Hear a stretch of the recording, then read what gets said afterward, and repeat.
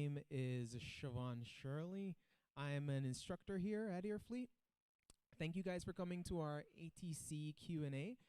I want to thank you guys and commend you guys for coming out here. A good pal we all know is always learning, and you guys showing up here in person and those online shows that dedication to learning, and that's one of the best qualities in any pilot. So I want to applaud you guys for that time that you're taking to come to the seminar real quick.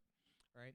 Now, The purpose of this meeting today is for us to get to meet some controllers and help us to improve on one of the main responsibilities for a pilot, which is to communicate. It's pretty much one third of our entire responsibility, right? It's aviate, navigate, and communicate. So hopefully by the end of this seminar, we'll be a lot better at communication. We're going to be getting some insight from a few controllers from the Essex County Control Tower, also known as Codwell Tower. We know them already by their faces, by their voices, actually. Today, we're going to be knowing them by. So I'll introduce each one. I'll leave it to you to try and figure out if you recognize the voice. At first, we're going to be introducing Adam Bishop. Number 535, Lima Papa, Caldwell Tower. Flight 2, report to running a 5 miles straight in, final runway 22. All right. So we have Adam walking out. Let's give a round of applause for Adam. All right. Again, listen closely. Now we're going to have Mike come out. Cessna 272 Lima Papa, wind calm, runway 22, clear for takeoff. All right, let's give a round of applause for Mike. Pretty sure we all know that voice.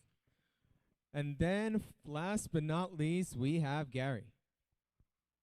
Cessna 5133 Kilo, runway 28, cleared for the option. Okay. All right, so these are our controllers for today. Let's give a round of applause for all of them. All right, so you guys didn't come to see me. You came to see and talk with them. So I'm going to leave everything over in their capable hands. Adam?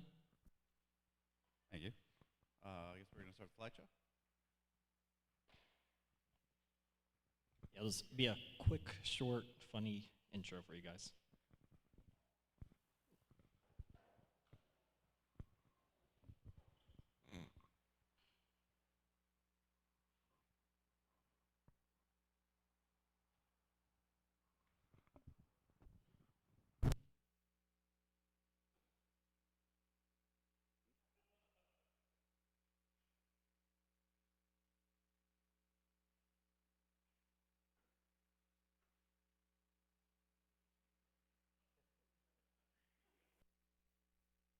How we dressed up in the tower.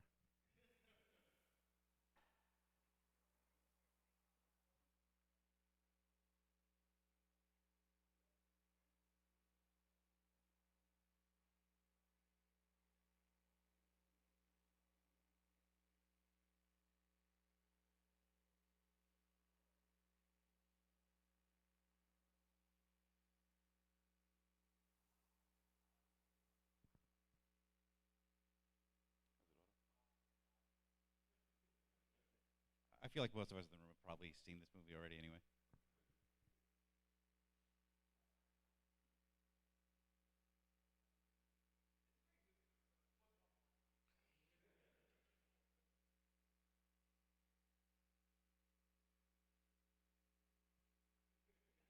Why not?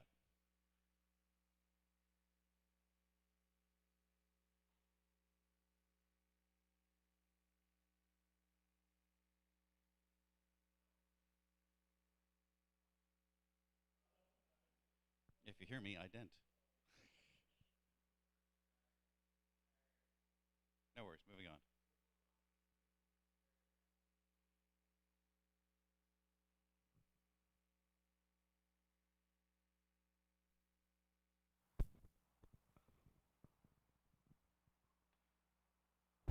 All right, so we're going to talk a little bit about how to air traffic control, or pilot, if in your case. We're going to focus on who, where, and what, or the 3 W's. It's very simple to remember. Just remember 3 W's. It will help you out a lot of your ATC communications. So we're going to start with first. You can go ahead with the next slide. So who is ATC? Well, are you guys ATC? No. So us 3 up here, we're ATC. We'll do a quick, you can know a little bit more about us. Adam, you go So first. Adam Bishop, been in the agency for about 18 years and at Caldwell for 10. So been around for a little bit. Mike Treadway. I'm the supervisor at the tower. I've been in the agency for 8 years. I started as a controller at Caldwell, and coming up on my 3rd year as the supervisor there. That's it. It's been my only facility. I'm Gary. I've been probably 11 or 12 years in the agency. Started at New York Center, and I've been at Caldwell for the last 8+ years. And it's based my home now. This brief intro about us. We're going to go to the where.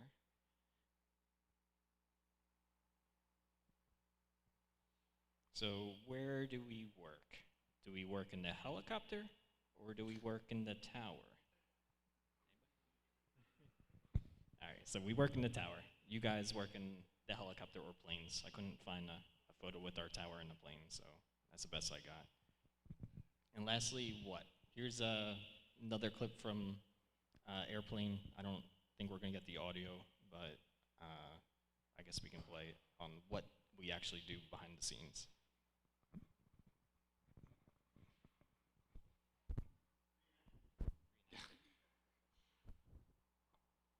Oh well. I don't think that's gonna work. We can just skip it. Okay.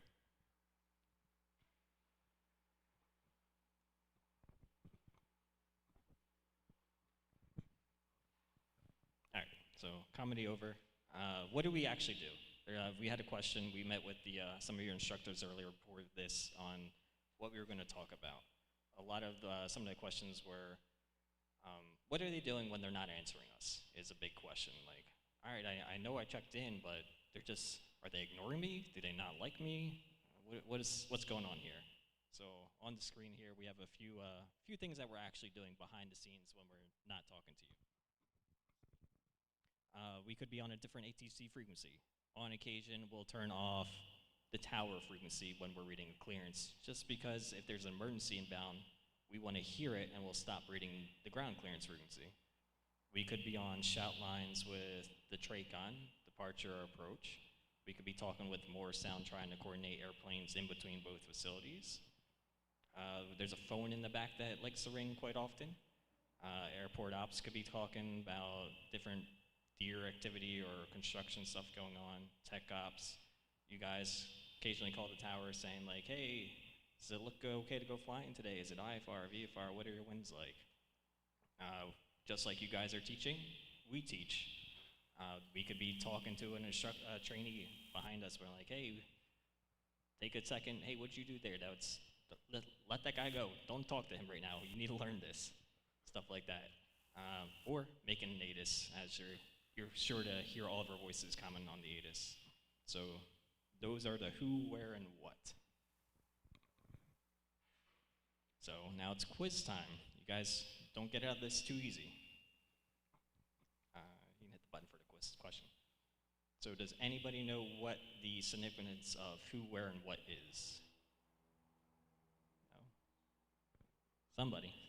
Anything. There's no wrong answers.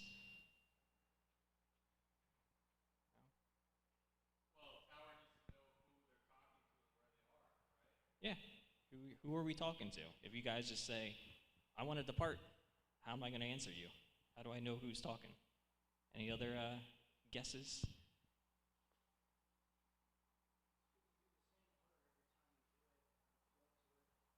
Yeah, basically. So what I came up with, a simple answer is it's basically the foundation of our ATC communication. So you can probably hit it just one time. Basic AT communications. So we have, on the next slide, we'll have three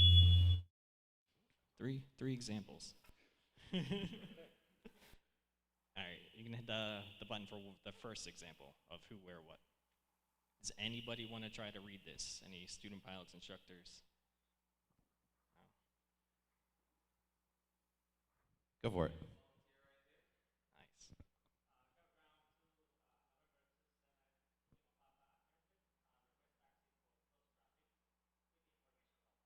Good. Yeah, that was good. So As you can see, color coordinated here, who, your call sign, where you are, and what do you want. That's all we need to know. It's that simple. All right, we'll go with the next one. Any other brave volunteers? Do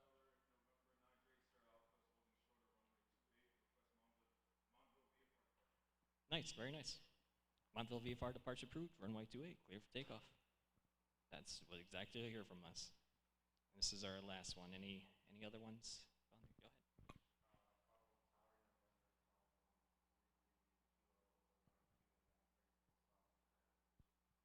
5133 Kilo Kawa Tower, enter right down runway 22. And that's your response you'll hear. So very simple, who you are, where you are, and what you want. You can do 90, 95% of your communications following these simple who, where, what. Another quiz. Does anybody know what cleared for the option means? Go ahead.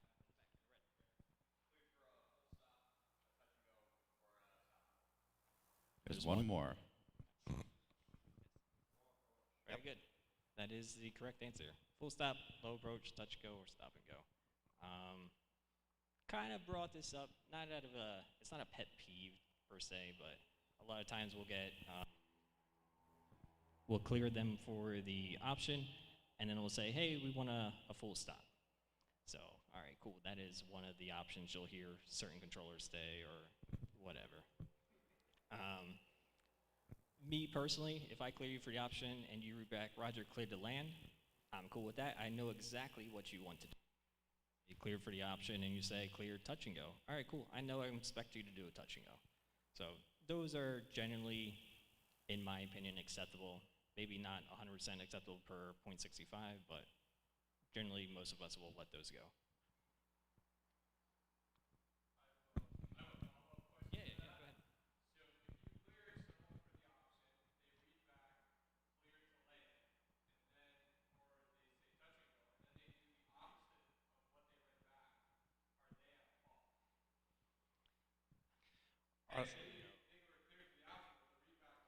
Yeah, I say we probably would not yell at you for that, because I've done it in the past where I tell you, we'll go on a little side story here. You can recognize my voice, right? Recognize my voice. I clear more people for the option probably than any other controller in the tower, just because if you do a stop and go, all right, so be it. I'm gonna stay away from this thing here. I was clearing a bunch of people for the option, and then one plane decided to do a stop and go, and I was not expecting it. All right, so I put a little star next to the call sign. Next time they go around, I'm going to clear them touch and go. The plane ended up doing a stop and go, even though I know I told them clear touch and go. So stuff like that, if we don't want you to do any of the 4 options, we will specifically tell you what we want you to do. So not sure that answers your question, but we will most likely not yell at you for that. Cool. Really, the only thing you could do that would be wrong is doing a stop and go when you weren't cleared for that. Like, if I'm going to do the option, most of the time I'm clear for the option, unable to stop and go, all other options approved. Because don't just stop and hang out. There's other guys in the pattern, I don't know how long you're going to be.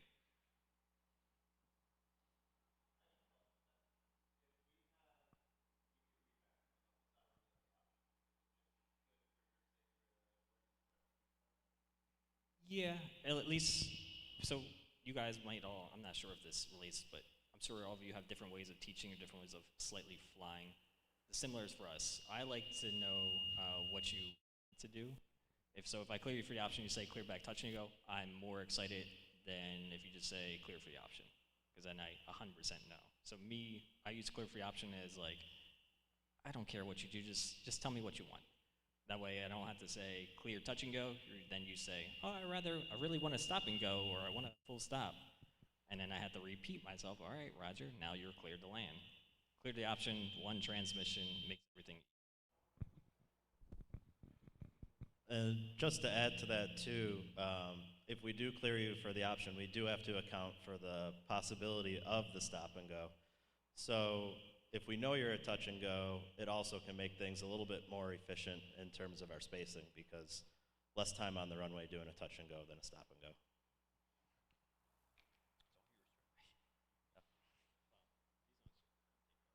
Gotcha.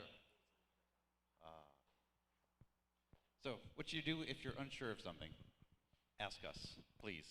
Most of us don't yell. Most. Uh, the other day I had a pilot that was asking like that they were pretty much afraid of us. And I'm like, no, please, if you can communicate what you want, what you need, or what you're missing, we can help. If you don't know if you don't ask us, we can't help and reach into your mind and figure out exactly what you need from us. Next one.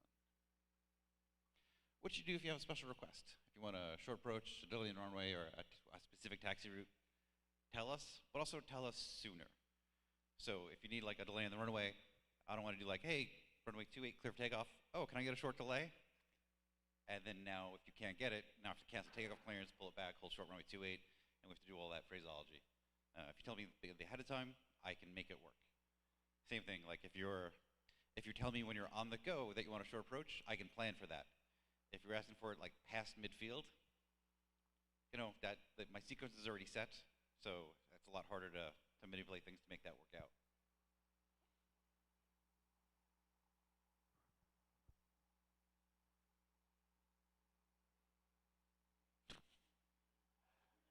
Oh, yeah. This is a big one for us. Yeah.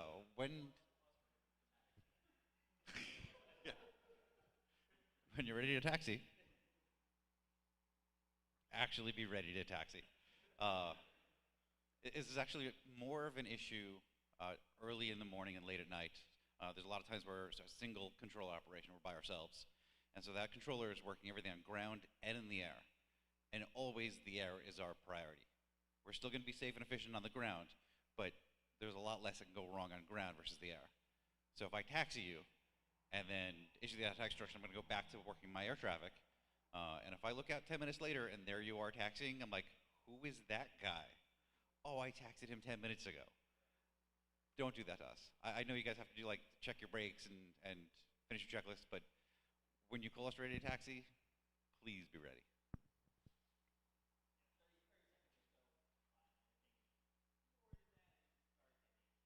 And to tie that into telling us what you need, if I taxi you and something goes wrong and you need 5 minutes to do a little checklist or something, tell me. And I will be more than happy to cancel the taxi instruction and call me back when you're ready. No problem. I would much rather that than 10 minutes later there you are taxiing and change my sequence.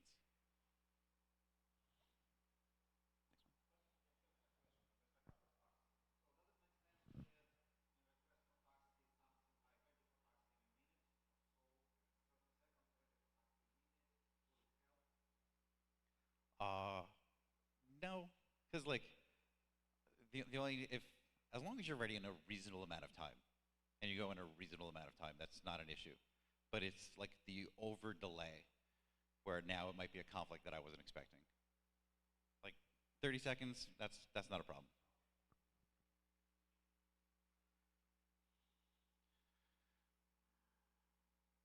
If you want a specific runway for departure, tell us. We can always accommodate, unless there's actually construction or some sort of conflict. If you want something weird, ask us and we'll probably give it to you.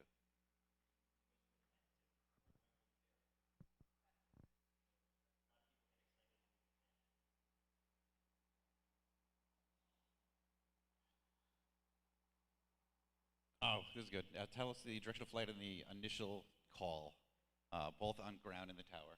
So your direction of flight will actually dictate the runway we give you. If we're on a 2228 sequence, if you're going, say, to land at Morristown, I can give you 22 or 28, it doesn't matter. If you're going to transition Morristown, I'm probably going to give you 22. And if you say you're going westbound, I need to know what that means. Because if you're going like, oh, we're going westbound, and then you go north to go west, and I put you on 22, you could be in conflict with other people where I would just normally have given you 28. So just be more explicit with where you want to go, and we can probably work it out. Got it. Go for it. So the question was, do we want headings or degrees or north and northwest? So unfortunately, I'm the only one in the tower that wants the heading. I actually have qualifications. I used to work at an up-down or worked at radar screen, and so I'm really comfortable with the numbers. Most of us just want the actual like west, north, the actual like direction.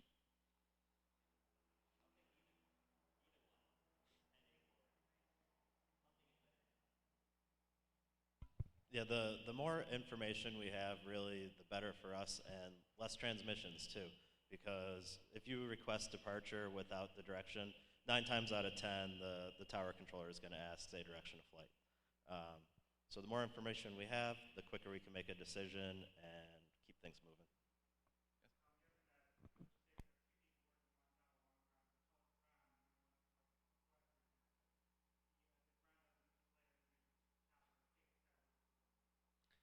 So the question is, does the ground controller relay everything to the local controller? Generally not.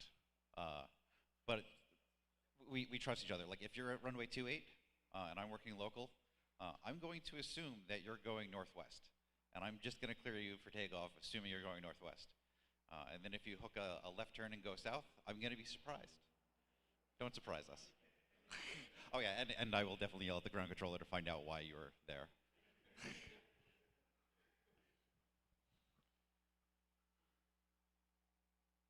The mindful departure procedure makes everyone's job easier. If you call and ask for it, it's because of the departure procedure, it actually, the idea of not surprising us. I know exactly what you want.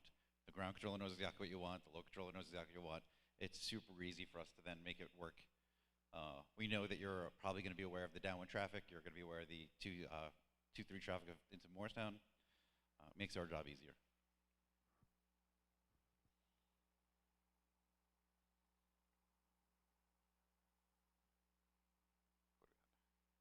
So best practices for being inbound. Check the tower 10 to 15 miles out from the airport, 5 to 10 miles from the airspace. If you ever get a chance to come up the tower, please do. If you look at our radar screen, we generally only look about 15 miles out. If you call out 15 miles, tell you're from the northwest, I'm going to find you on the radar, give you the instruction depending on that. If you call me 25 miles out, I'll still give you directions to get inbound, but I can't confirm where you are. So if you are misguided about where you are, I can't help you on that.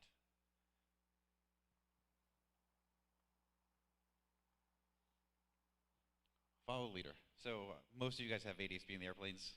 If one of your companies directly in front of you, there's an 80% chance that you're getting the exact same instruction as him and going to follow him all the way in. So, and actually if you get them in sight out at a distance, you can let us know. We'll just give you the follow that traffic procedure, and it'll be more expeditious for everybody.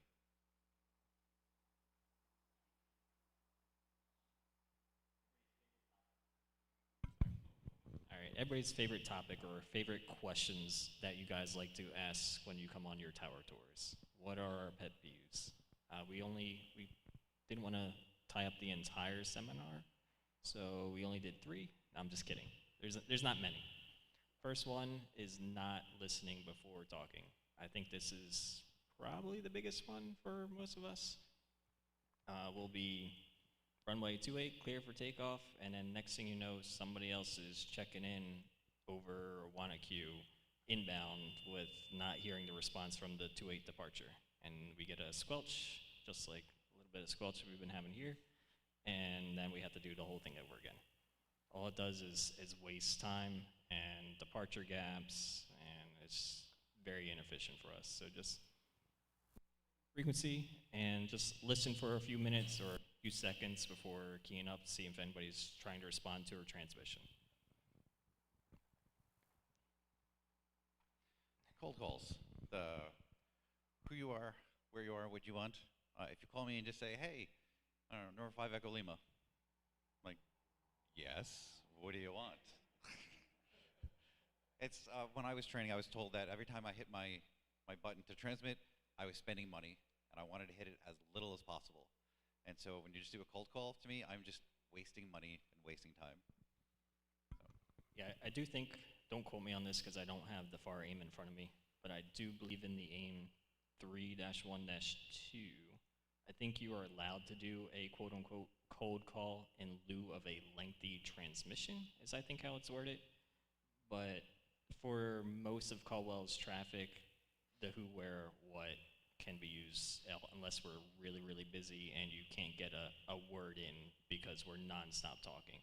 Then a cold call will be acceptable because most likely we'll be clicking on the radar, writing down your call sign. All right, cool. I'm going to make 5 more transmissions. Then I'm going to reach out to you because I heard your call sign. So 9 times out of 10 or 99 times out of 100 more like it, cold calls are a pet peeve.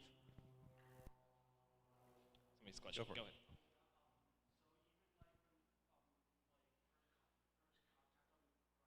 Mhm. Not unless we're really busy on ground, which Caldwell's ground is generally not that busy. So yeah, who you are, where you are, or the question was, do they want cold calls on ground? I repeated my question for you, Siobhan. Yeah, so no. Go.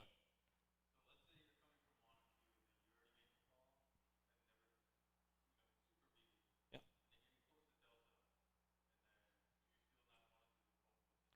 If if we're that busy, by all means, try to cut in. Try to get like as soon as you hear somebody stop talking, butt in as soon as you can. Yeah, you can do a cold call then. There has been times we have been a lot busier in months past. We just had our busiest month in August. We did 20 plus thousand ops. Um, yeah, so it is busy.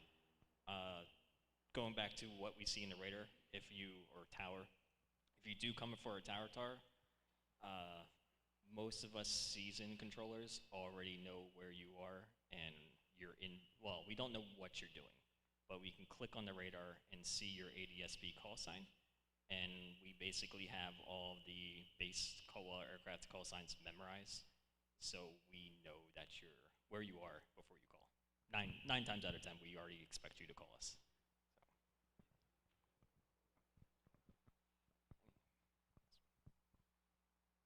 This goes back to the taxing thing a little bit. Um, Not just from the ramp to the runway, the delayed taxi, but also from the runway back to the ramp. Give us a call a little bit sooner. We most likely, if we're busy, if there's a lot of people on frequency, especially on tower frequency, this is most important when you're coming out the runway because there's probably a plane trying to exit the runway behind you. So if you're blocking the exit, then they have to go all the way down to Delta or all the way down to Golf on runway 22, and then we'll probably have to send somebody around. So. And also, we can also just call us, even if you're not really ready to taxi, like, hey, landed on a 22 off at Delta, I need a second. And we can work around you. I might actually have you just pull on Papa just a little bit so I can get you out of the way. Prevents me from having to send other people around.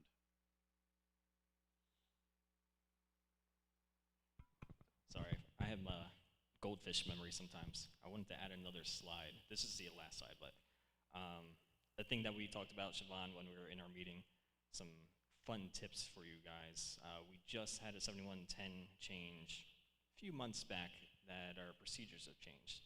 So specifically when we're using runway 4 and runway 28, if we tell you to exit runway 4, say turn right at Bravo or turn right at Delta, and you read back that Centurion Papa Roger will turn right at Delta or right at Bravo, we can now legally depart runway 28.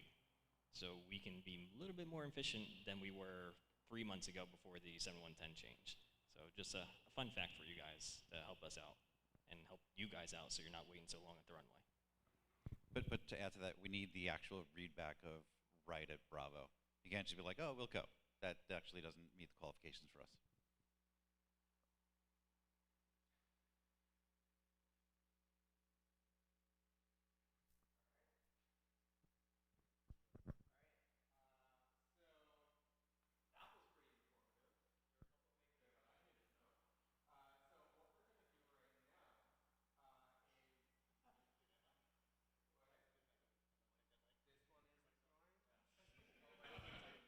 My voice is just. Hold on. About yeah, that was the difference. All right, so that was pretty informative. I'm sure you guys all learned at least two things here, and I'm sure you guys have a lot of questions. So right now, what we're gonna do, we're gonna open up the floor to you guys and also whoever is watching online, and you can ask your questions. And we have three very experienced controllers here to answer anything that you may want answered. So we have one person back here. Uh, Thanks for being here, guys. On busy days, I'll pull off and I will specifically request, because you guys are making a lot of ground calls, people will kind of gather in the hot spot, specifically 22 November holding short. I will almost always just tell you guys right away. 272 Lima Papa, clear 04, request Papa Tango to the ramp. Do you prefer we ask, or do you prefer we just ask arbitrarily and then you guys tell me November Alpha Ramp or Papa Tango?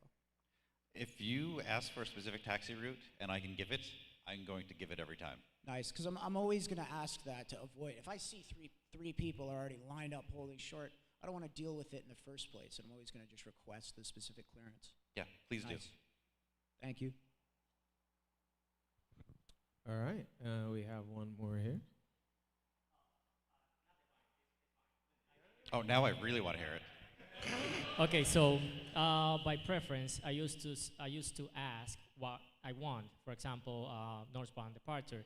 What do you guys prefer? To say Mumbai departure, and you guys going to assume that I'm going north, or I just say Mumbai departure, I'm going north?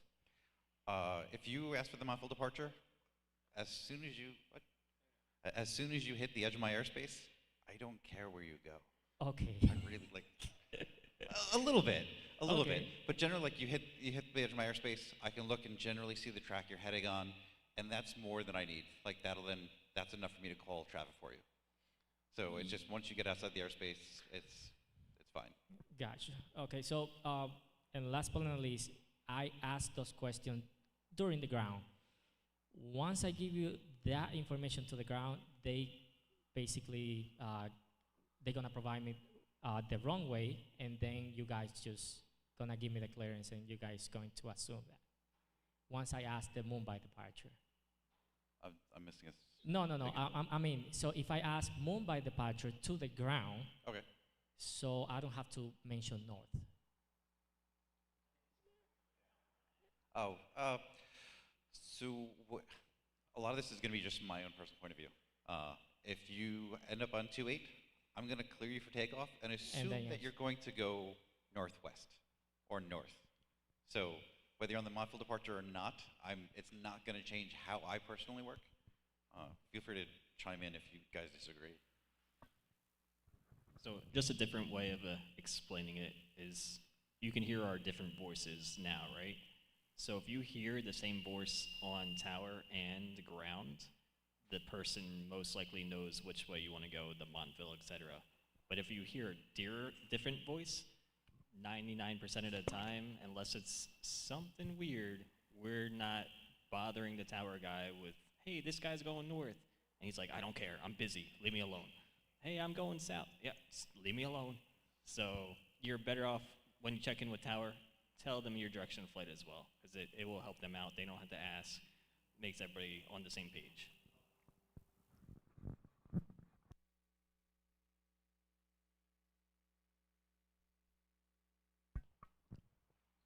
I have a question. An hour ago, we've landed 711 Alpha Victor. We have two multi-airplanes, right? 711 Alpha Victor, Piper Seminole, and 82 Bravo Whiskey. Bravo Whiskey will be back in a few months, but we are actively flying twice a day, almost 711 Alpha Victor. Real scenario right now, that was an hour ago, 4:30, I think, 3:30 local time, Eastern time.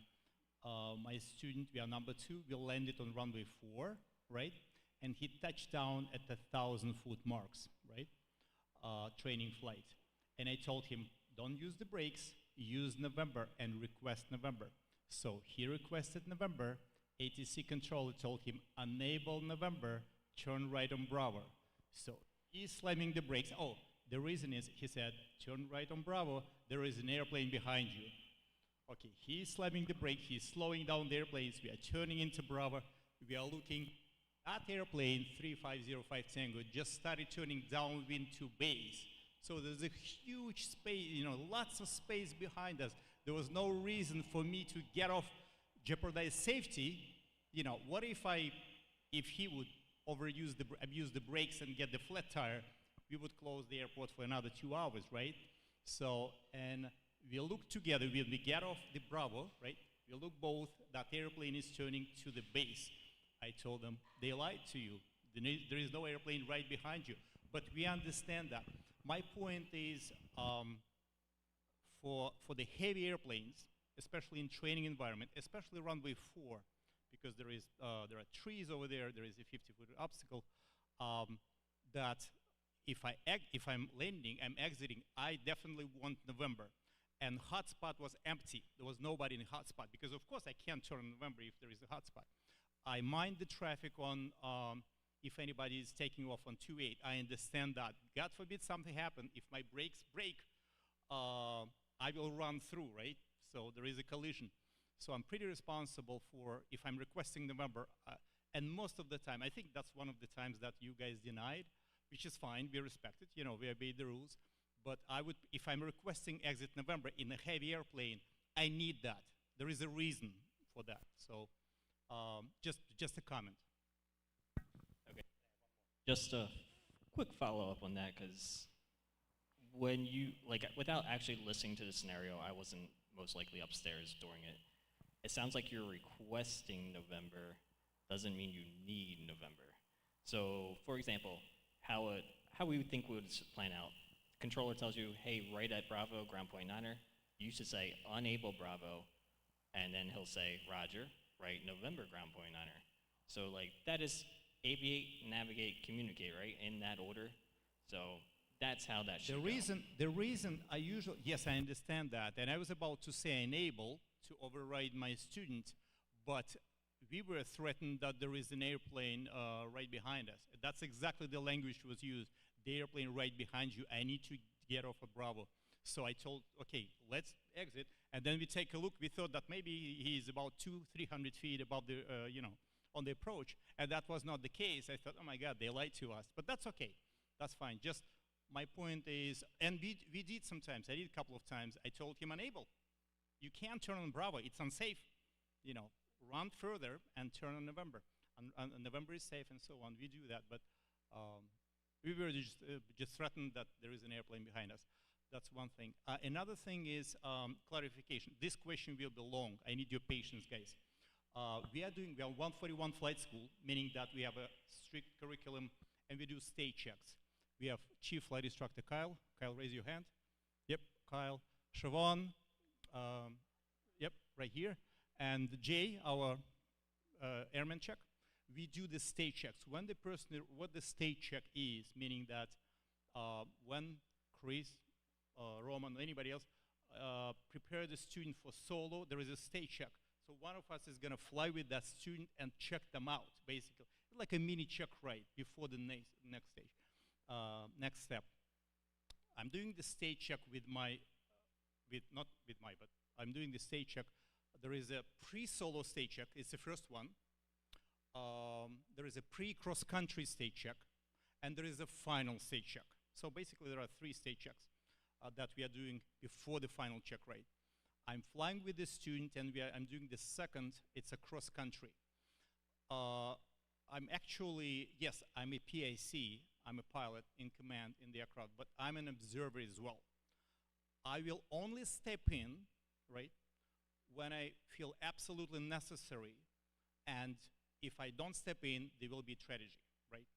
So I'm trying to hold on and get him real life experience for the students. I'm trying to emulate, because tomorrow he's going to be flying without me, without an instructor. He'll be doing solo.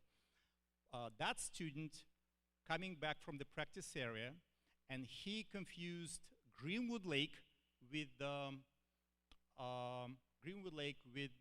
Lake Hopatcong. He saw Lake Hopatcong. Oh, this is Greenwood Lake.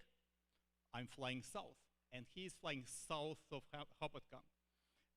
And he's telling me, okay, I'm taking it back. He confused Lake Wanakee with Hopatcong. So he's reporting you, and I'm sitting right next to him, over Wanakee, 93 Sierra Alpha, inbound with Bravo, whatever, right? And you tell him continue southbound. That's great. He's going back, and I'm asking him, where's the airport? He said, I'm sorry, I can't see the airport. He's about already 5 miles south of Lake Hopatcong, way away from Caldwell. I'm asking him, what are you going to do? He told me, I don't know. You fly on your own. You have to find way back, right? He's contacting you. He's telling you, I'm a little bit disoriented. I need vectors. You guys do a fantastic job, and thanks for helping him. You are finding him on the radar, wherever, and you tell him that you are actually 15 miles west of the airport, and you give them vectors to Bhutan. That was phenomenal. He's flying heading 130 to Bhutan. He's over Bhutan. I told him, do you see Bhutan? He's telling me, oh, I see Bhutan right now. Excellent. I told him, they help you. They're helping you. My point is, I'm sitting quiet and talking to him, not with you, and I'm trying to simulate the situation, real life scenario, because he's going to be doing that tomorrow. Then, can we get it off, please? Turn it off, the heater. At that point over Bhutan, you're asking, is there an instructor on board? Now my question is, what does it mean for the student? What do you want him to answer? Do you want me to step in, or is just a courtesy question? Or do you want me to justify something? Or do you want me to, what that question means to us and to the student? And he looked at me, I told him, tell them the truth. So, okay, there's a lot to unpack there, but we'll go with, so that question is, really what I'm saying is, I've lost faith in your ability to fly, and so do I need to be concerned? Like, okay, so you're lost, which is fine. You can be lost, and I can help you. But if I know there's a instructor on board, I can kind of take a step back and not worry as much. Okay, I don't have to roll the trucks. I don't have to worry about, like, he's going to be fine. If there's not an instructor on board, then you're not going to get the short approach. We're going to treat you with kid gloves and make sure that, like, we can get you down safely. That's really what that question is. Do you want us to step in and talk to you, or? No, you don't have to step in. Like, if things become dire, please step in. But if it's nothing serious, if it's a question like that is really like, do I have to worry about you?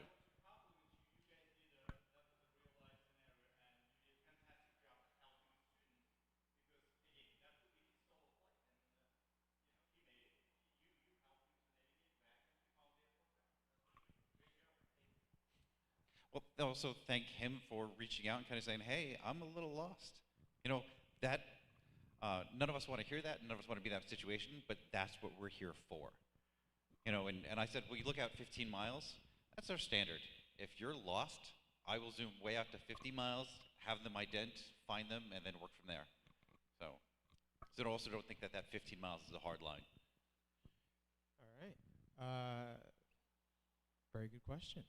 All right, so we do have a few questions in the audience here, but we do also have a few online. So I'm just going to ask you guys a couple of those. They look pretty quick.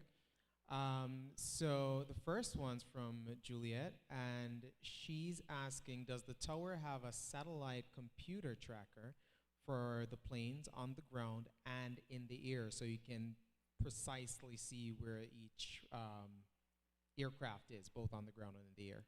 Oh, on the ground? No. No, we can only see to our field elevation of about 200 feet. Yeah. Oh, so again, this is just a Caldwell. Other airports actually have ADX, which is a ground-based radar, so they can see the aircraft on the actual taxiways. Okay. We do not have that at Caldwell. We do use the ADS-B, so we can see the aircraft that way in the air. Okay. All right. And another question is, what, in your opinion, are the most common pilot errors or misunderstandings you see at the airport, and do you have any tips on how to avoid them? Well, actually, the most common error, the one Yeah. that we always watch out for, is the hotspot. Not so much from where you guys come from, but definitely aircraft taxiing on Papa going to 22 in November, missing the 22 at November, and attempting to cross 28. Or also, and then to add to that, also once you cross 28, they stop at the wrong whole short line and don't go full length to the 22 full length. Because there's two different whole short lines depending on which way you're going, is the one you're stopping at. And I'll add one as well. Reading back runway 22 at November, when that is where you're departing from, especially when we're departing someone on runway 28 as well, because 22 full length would be a direct conflict if someone was departing 28. So it is very important for us to get that read back with November, especially when departing both runways at the same time. Because if someone wants to review an incident that happened, they don't have a video of the airport and see exactly what went down. They're just listening to the radio, and if the runway they hear is 22 and runway 28, they're going to ask, why would you do that? But runway 22 at November works for departing both runways. All right. Yeah. All right. Here is another question for you guys. This is about the runway, the active runway you guys pick. I know the wind is going to be a big factor, but any other factors that affect what runway you guys you're going to use? So technically, we pick the runway, and approach picks the approach. Okay, so the question was, really, how do we pick the runway? Is it the wind, or is there other factors? So technically, we pick the runway, and approach picks the approach.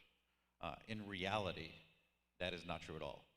In reality, LaGuardia, Kennedy, and Newark pick the runway. Teterboro follows, we follow, and Morristown follows, so we're all on the same flow. I mean, yeah, that was my experience. I know that if Newark's using 22, I know you guys are using 22. There was an issue. There was like an instance last week when I was flying with my student, and the winds were favoring 28 like really well, and they were using 22 was a direct crosswind, almost a direct crosswind. So I asked Tower if you can switch to 28, because I know sometimes if you ask them, they say, sure, why not, because we're the only ones in the pattern. He said yes, but he said only once, because I want to keep you on 22. And I wanted my student to get the headwind component to be able to get like a little bit of easier landing. So how do you guys decide if you want to use 28 as your main runway? Is it only going to be the wind factor? Yeah, it's really only the wind factor.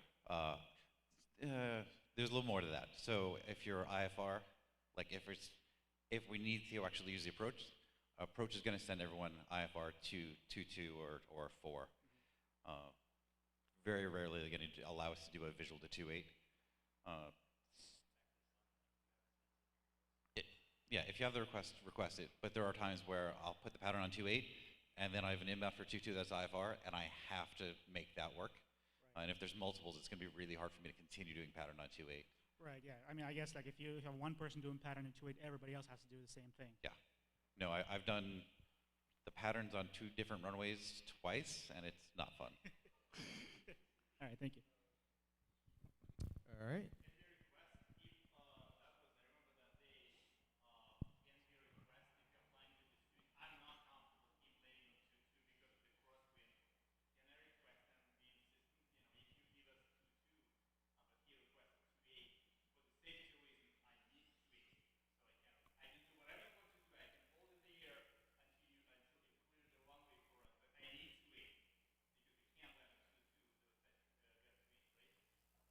Yeah, if you tell me, if you need something for safety, nail that home to us. 90%, we'll have questions, obviously, and 90% of us will have no problem with that.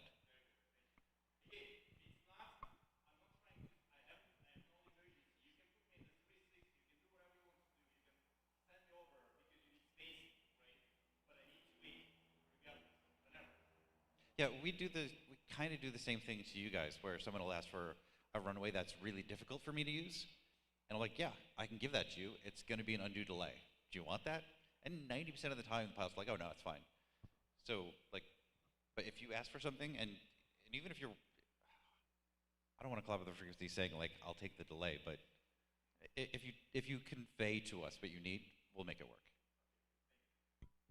All right. Really, really simple question. I obviously avoid doing this if there is significant pattern in the traffic, but I will ask sometimes for the circle to land instrument approaches.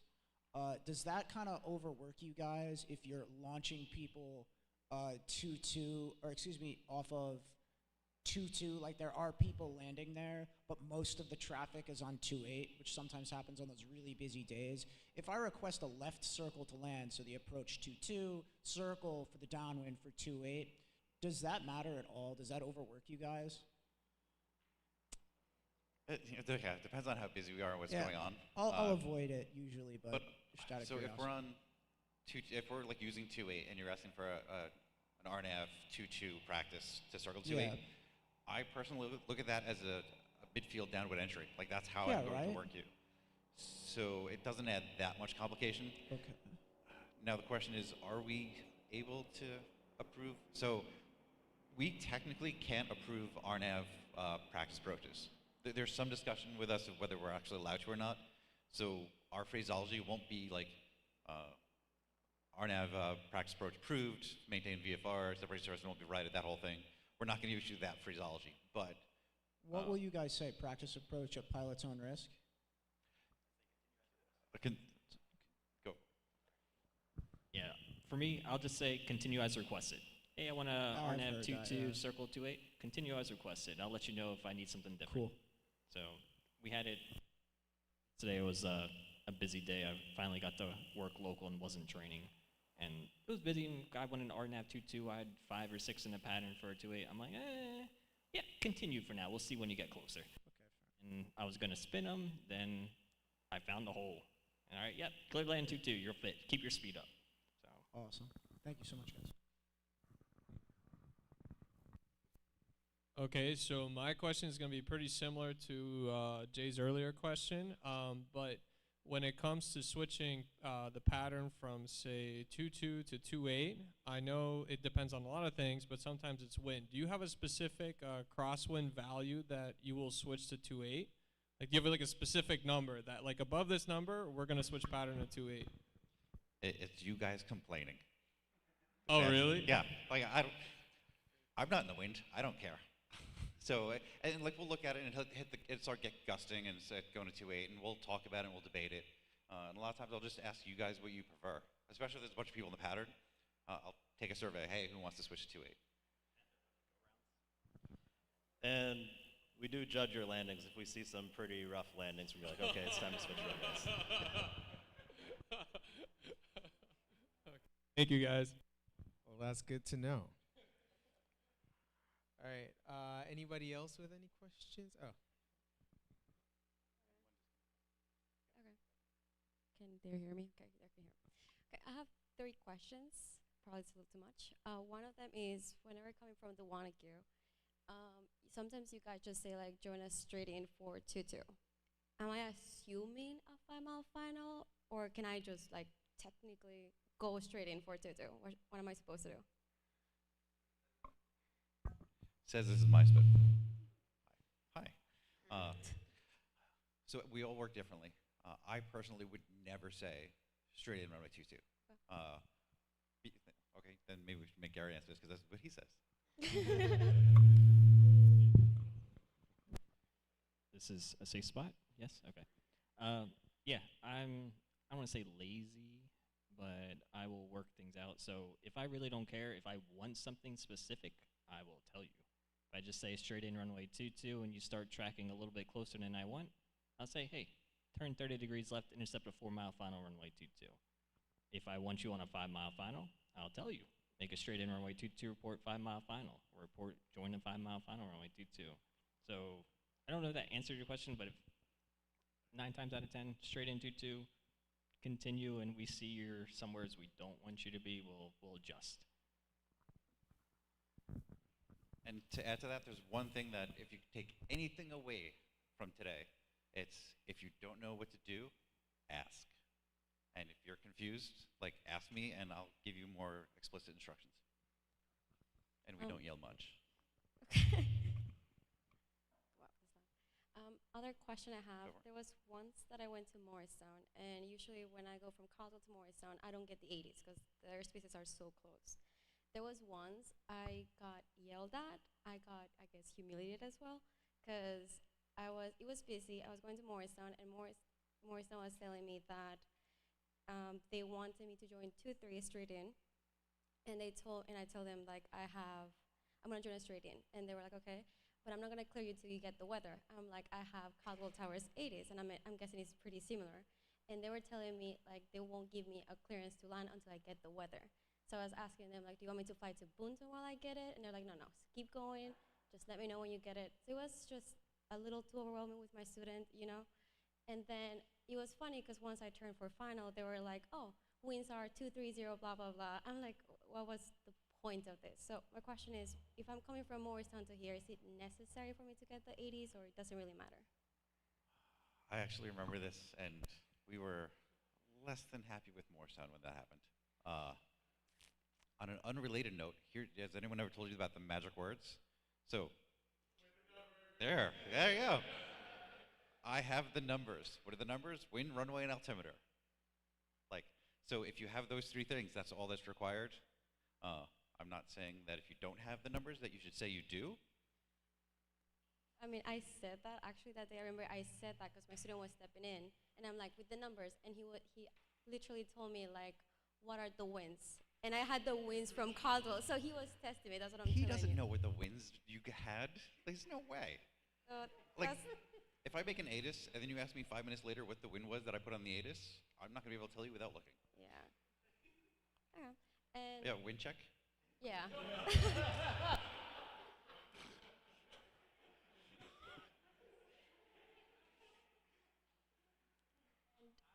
So that answers my question. I guess it was just Morrison being, I don't know, silly that day. My last question is, when I'm on the pattern, the downwind, I don't know if you guys prefer, like if I see traffic ahead of me, I will usually say like, left downwind, runway 4, have the traffic ahead of us inside, requesting touch and go. Do you guys prefer that, or do you guys want like, do you have the traffic inside and then the No, student goes? if you can tell me, if you're in the downwind, hey, requesting touch and go, I have the traffic a mile ahead of me inside. Wonderful. That saves me a transmission. It saves me a lot of, not a lot of work, but it saves me work. Oh, that's it. Thank you.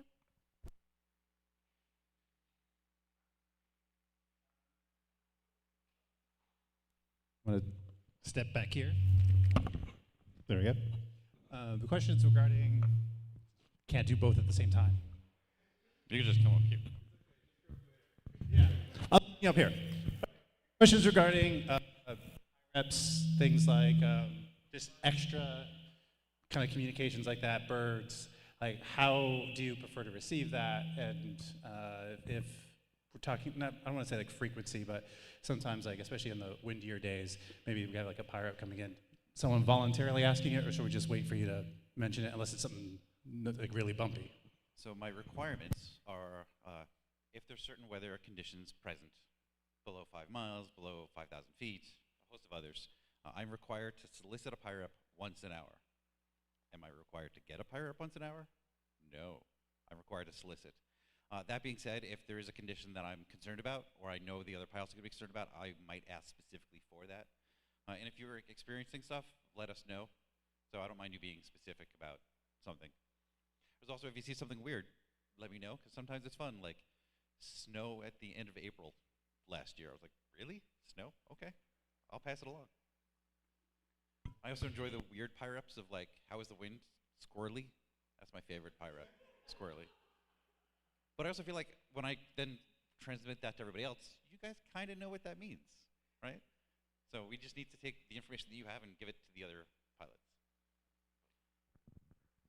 I'll comment on this as well. A real life scenario that actually just happened a couple hours ago. Today the ceilings were like 4,100 feet. So if they're less than 5,000, we're required to solicit a PIREP. We solicited one. There was 3 of us upstairs. We have no idea what the pilot said. And we're like, well, we solicited. But in that case, it wasn't relevant to our airspace at all. The ceilings are way higher than any of our planes fly, and winds were calm. So for us, it's just satisfying that requirement in some situations. That's interesting to know. Actually didn't know. There we go. I actually didn't know that you guys had to solicit a pyre every hour or based on certain weather conditions. I thought you guys just were curious and you're just like, what's going on?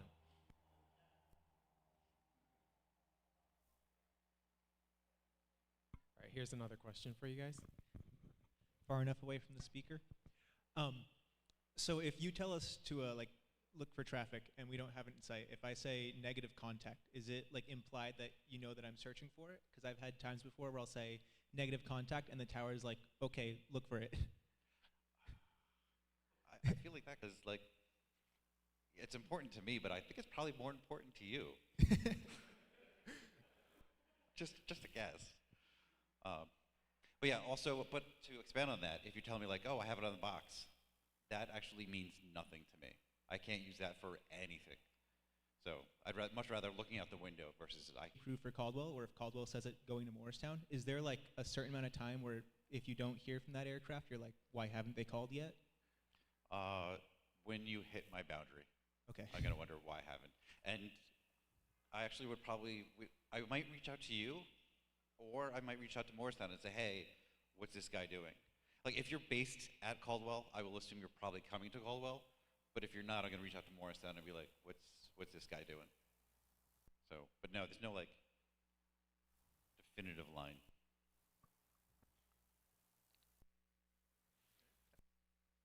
Any other? Yeah. Oh yeah, just to let us know, like we do talk to Morristown all of the time.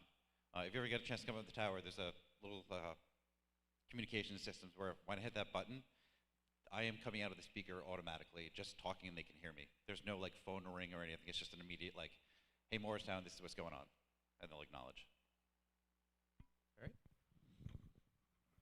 Assuming we just landed to 2 and vacated to Bravo, Delta, does not matter. And we did not instruct it to change frequency to ground. What should we do? Probably just call ground. There have been times that I've been really, really busy on local, and I'll see the airplane turn off on the runway, like onto the taxiway, and something else more pressing hits, and I'll go there, and I might not frequency change you. Call ground.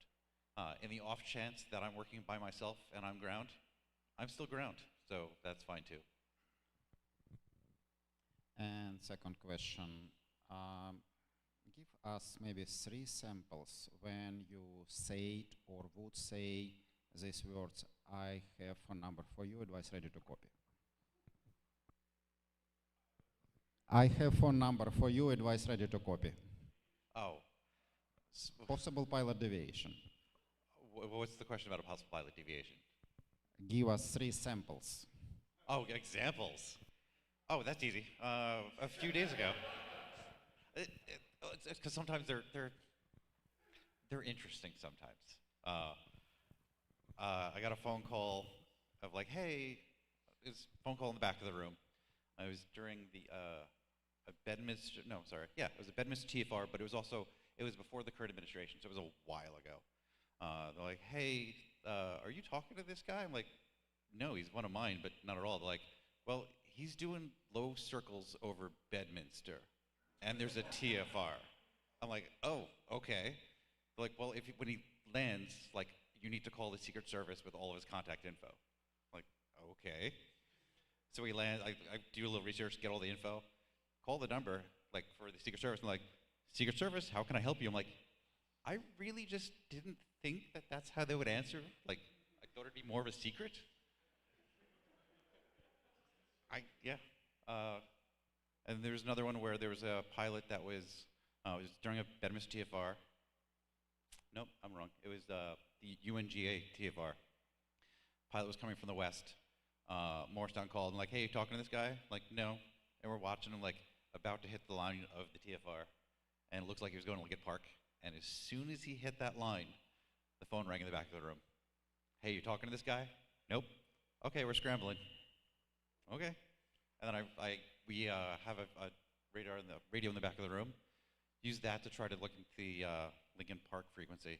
Eventually got them, and then got to watch them scramble the F-16s out the window on them. So Don't mess around with TFRs.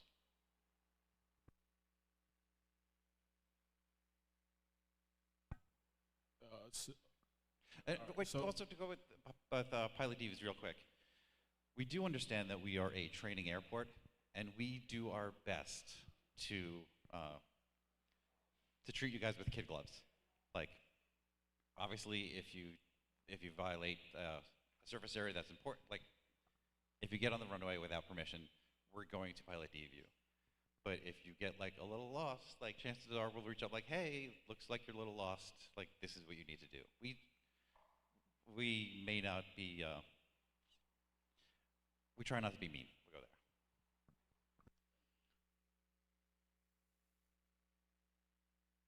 there. Look on that. It's not always us. Like if you violated the Bravo, for instance, I had one last week. I forget the call sign, and I won't say if I did remember it, but they tagged him up on our radar as VIO, basically a violator. Next thing you know, that plane is checking in with me. So I'm like, all right, Dracon, hey, I'm talking to him. What do you want me to do? He's like, oh, you got him. Just get him down and out of the Bravo. It's no harm, no foul. That's not always the case, depending on who's working at the Tracon. Maybe you did something a little bit more serious. Hey, deviate that guy, give him this number, have him call. So not always us. Nobody's actively trying to get you guys in trouble for anything.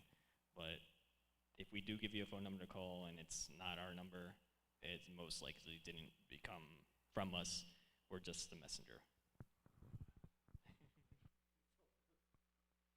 All right, so I have two questions. My first question is, how delayed is your radar system?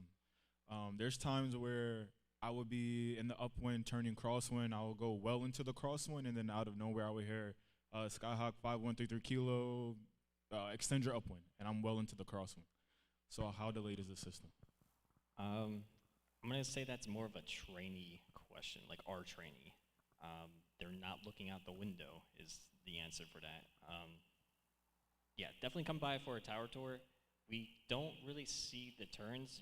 You're basically a square on our radar. We can see a little bit of history trail. Depending on how fast you're going, the history trail is long.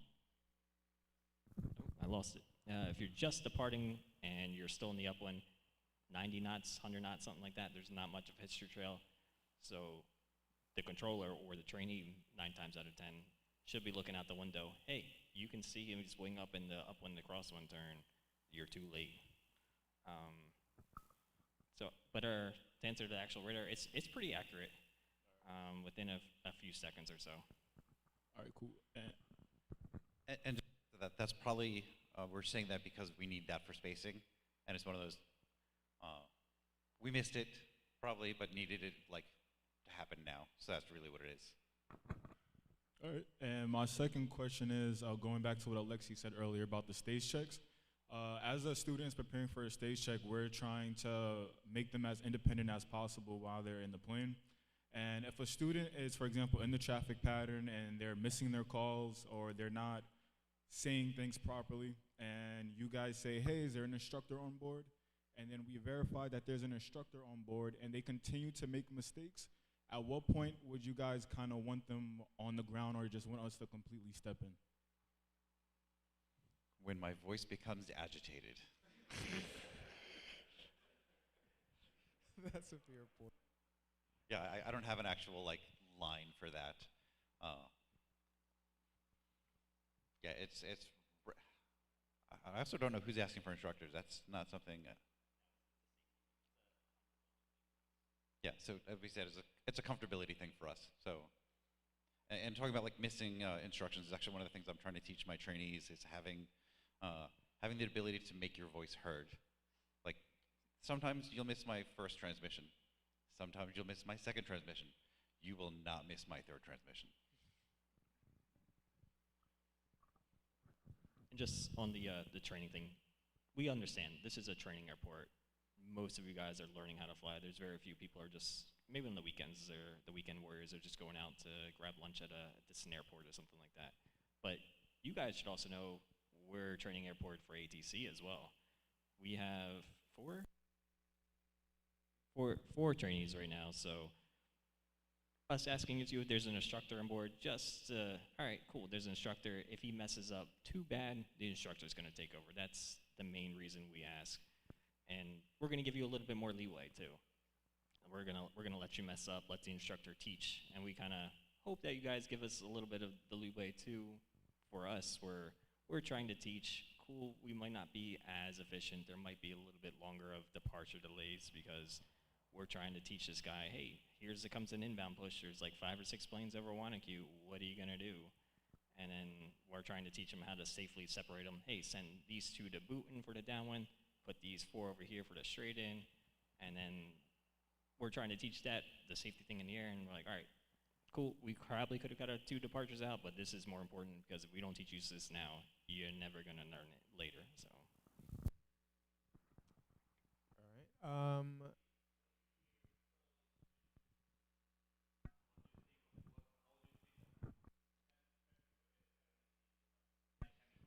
So if you tell me you're a student solo, I'm going to treat you with kid gloves. I'm not going to ask if you can take the short approach because I'm not going to give it. I'm not going to see if you can take an immediate takeoff because I'm not going to give it. I will try to get you, I'm not going to squeeze a gap with a student pilot. I'll try not to go to a really far final, but sometimes I can't really help that.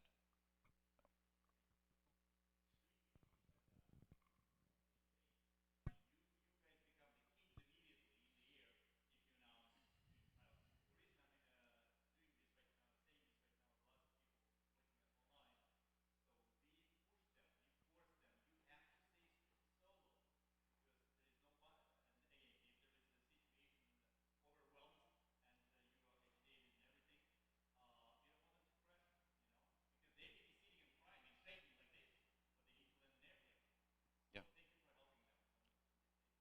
And again, as I've said multiple times, if anyone needs anything, ask us. You know, if you're student solo and you're like freaking out, talk to me. You know, like.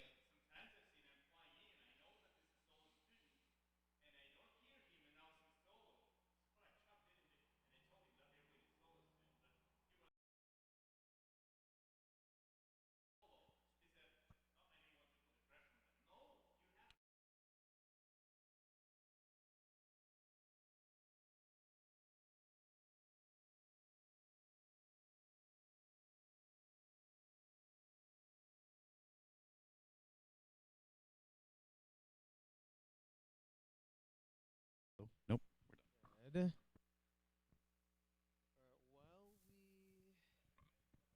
you have that? Yeah, there we go. All right. Could you check that? I think that should be good. Does that work now? Oh, there we go.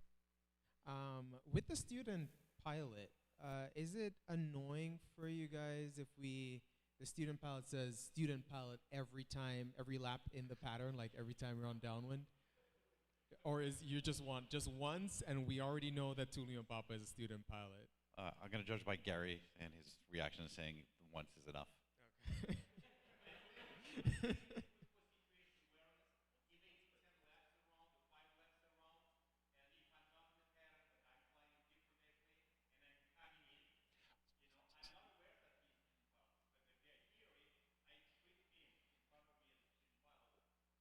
Well, I also thought the student pilots didn't do, I'm sorry, solo students didn't do touch and goes. Aren't they doing full stop taxi backs? Or am I wrong on that? So,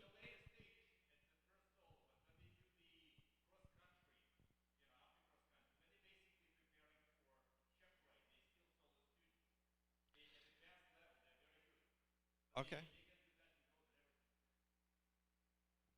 Yeah, so to what you just said, like initially it's full stop taxi backs, but as they get further on in their training, we do allow them to do touch and goes. Okay.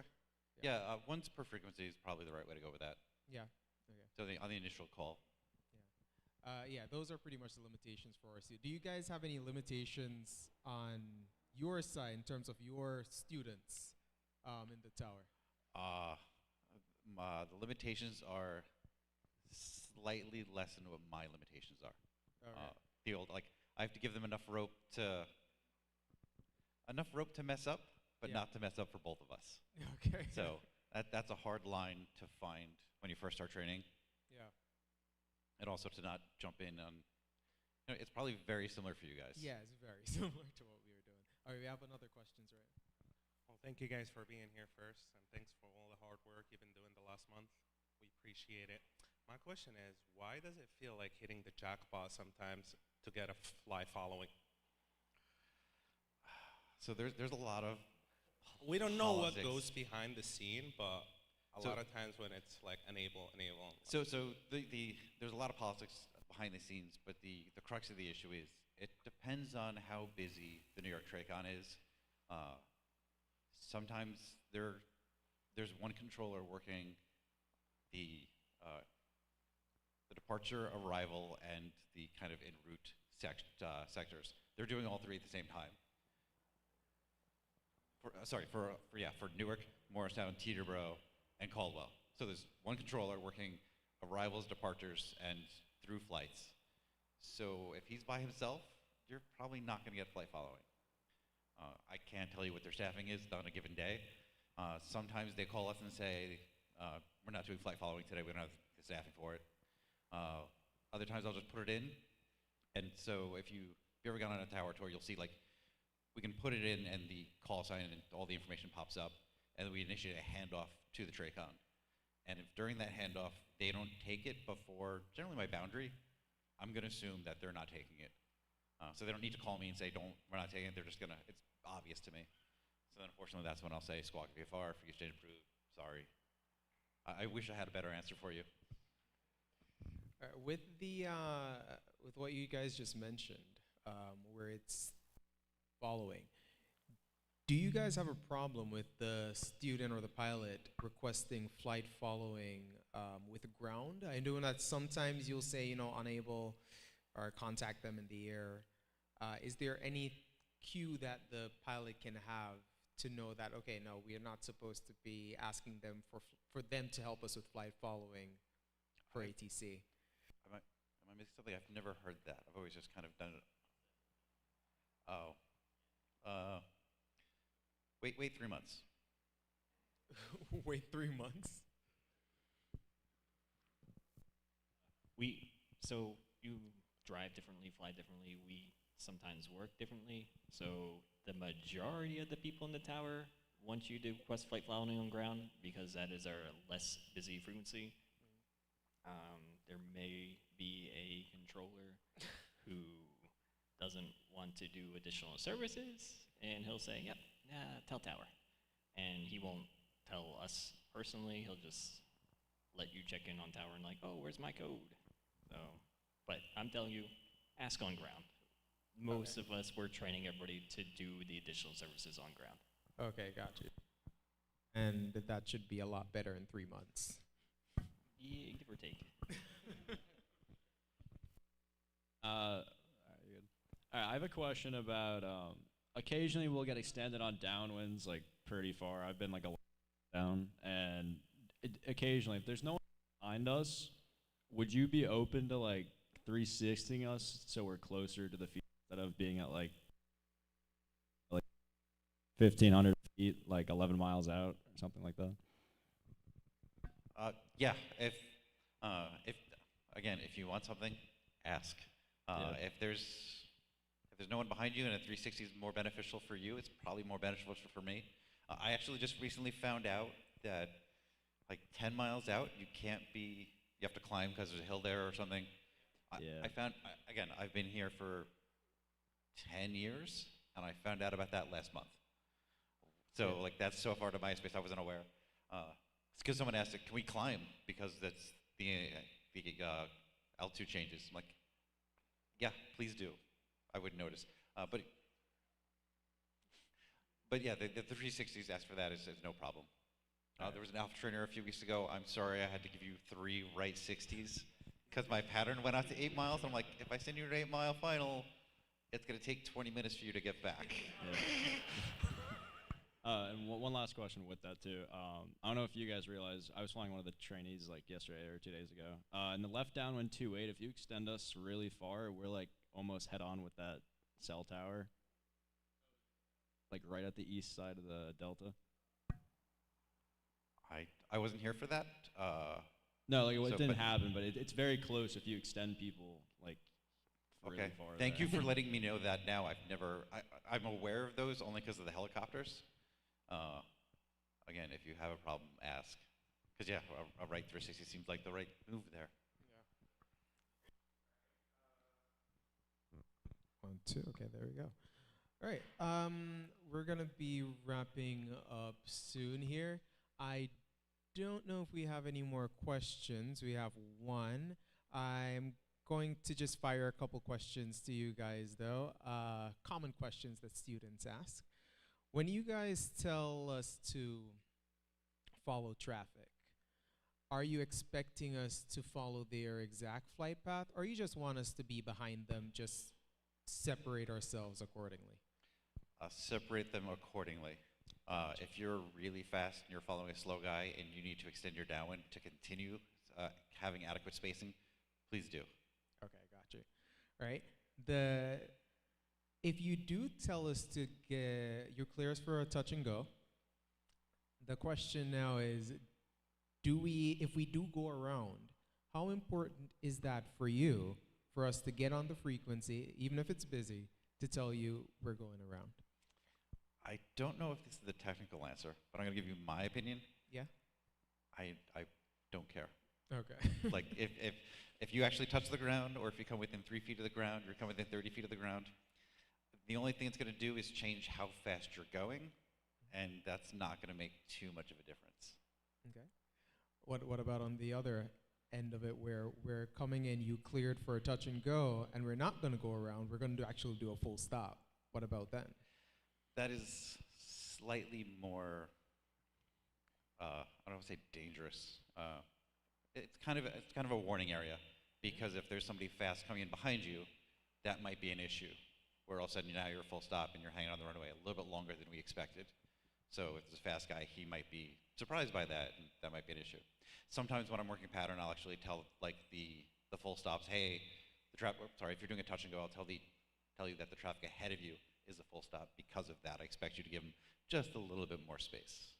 So that could be an issue.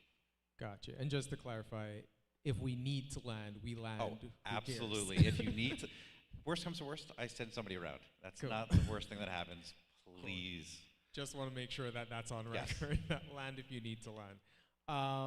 The next question for you: if you do tell us to stand by, do you need us to read that back to you, or is silence good enough? Silence is golden. Okay. I'm telling you to stand by because I'm busy. I'm like, hey, I'm busy. And then you're like, yeah, okay, well, I'm glad you're busy. I'll wait for you for a little bit.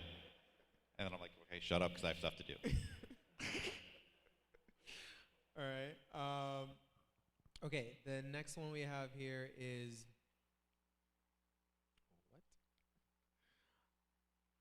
If you tell us to join the downwind for a given runway, are you expecting or planning for us to join the 45 to the downwind, or you just want us to join downwind wherever we are? For example, if we are coming in from for runway 28, if we're coming from the north and you need to join the downwind for runway 28, to get the 45, you need to go a little bit further towards Lincoln Park to come in for the 45.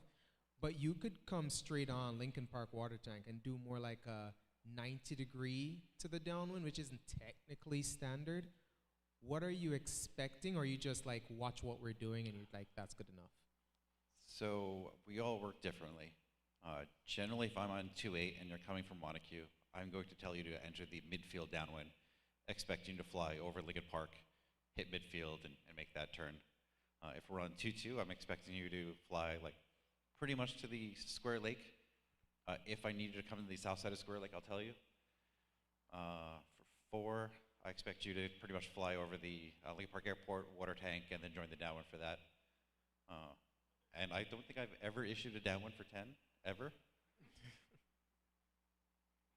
I'm trying, yeah. No, I think I've worked pattern on 10 like twice in my entire life, maybe. Oh, for the pattern of 2.8 for Booten. Oh, yeah, so it depends on where you are. If it's Booten and I seal the downwind, I expect you to just enter the regular downwind. but it's more from the north where I would expect you to, like, I would tell you midfield. Yeah. And again, the same thing I've been saying. If you don't know, ask. Yeah. And we'll tell you. Yeah. Because that has happened where students, sometimes I fly with students, whether my students or state checks, and you guys will say, enter the downwind, and they will try to enter the downwind from wherever they are, which may not be that 45, which I usually point out to them that I assumed that what you guys imply, if you say enter downwind, is a standard downwind. But I'm not sure if that is I would- different. If you want us to, because I think I've seen you guys ask for us to enter a downwind, but it was like an extended downwind runway 22. So we're like next to Lincoln Park, and you just wanted us to go enter at the extended downwind rather than midfield downwind.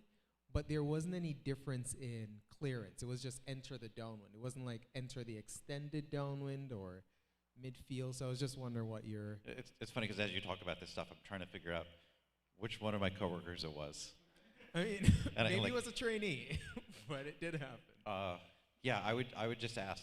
That's the best advice I can give you is to ask. Got you. I think a lot of us are pretty explicit generally. Like, so if we're on 4 and you call me over like northwest of Booten, I'm going to tell you probably to fly to Lincoln Park Airport for the left downwind runway 4. Yeah. But Yeah, I do hear that often. All right, we have one more question here.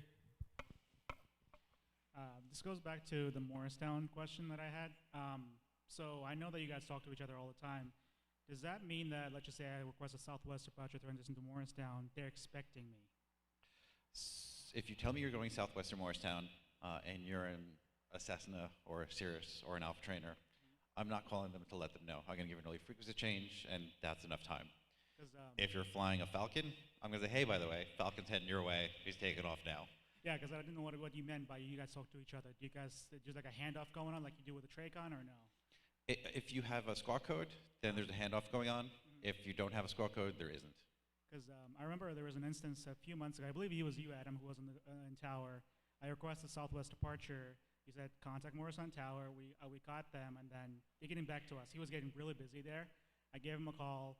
He didn't respond. I gave him a call again. He didn't respond. So I had to be in the southern tip of Caldwell, circling, calling back to you, like, hey, just so you know, I'm here, because Morrison's not taking me right now. You're like, okay, you can stay there for now. And then he ended up saying, hey, circumnavigate. He's like, get out of my Delta. Don't come to my Delta. And I talked to you, and you're like, oh yeah, just I'm sorry about that. He's like, I'm sorry he didn't take you. Just go to the west. And that's what I want to know, like if he took me, but then did he change his mind, or if it was he wasn't expecting me at all. So, no, it was just probably we gave you a frequency change, and they weren't able to accept it. If you don't have a code, did you have a code at the time? No, it was VFR. Yeah, so that's they were surprised by you and weren't able to take that. They've been doing that a little bit more lately. I don't know if they're getting busy. Okay, well, we're going to try to work to fix that. According to Gary. Thank you. Okay, one more, and then we'll wrap up. Yeah, we're trying to work on our LOA with them. We'll see. I think they just moved them like 5 miles to the west. Then it'll be done. Yeah, one more question. How accurate do you want us to report the point? Now, I'm always demanding from my students exact location. Don't tell them Wanacue if you are 5 miles east. I remember I was flying with a student, and my student reported over Booten in 50 miles north of Booten to Morristown. And Morristown told him, don't lie to me, you're miles north. And I looked at my student, I told him, don't lie to him next time. So I've heard people today, and we see each other on the ADSB, right? And somebody is reporting on the Wanacue, and he's 5 miles north of Wanacue. He's not over Wanacue, he's to you. How accurate do you want us to be with our reporting? That's my question. I would like you to be very accurate. Okay, thank you. But I could also, sometimes I'm salty myself, where I was like, oh, I'm over Wanacue. Okay, ident, say altitude. Oh, ident observed 5 miles west of Wanacue. Thank you. Is that you? Oh yeah, that's me. Yeah, yeah. Tell them, don't lie to them. Yeah. And conversely though, if I asked you for a report for final, say a report 5 mile final runway 22, that needs to be accurate. And if you miss the report, say, hey, I missed it, I'm on a 4-mile final. Not that it happens often, but if our radar goes out, that can be a very important report. All right, and I think that is it. All right, so we'll be wrapping up here. I'd like to thank you guys for making it out here. It was really informative. Thank you for having us.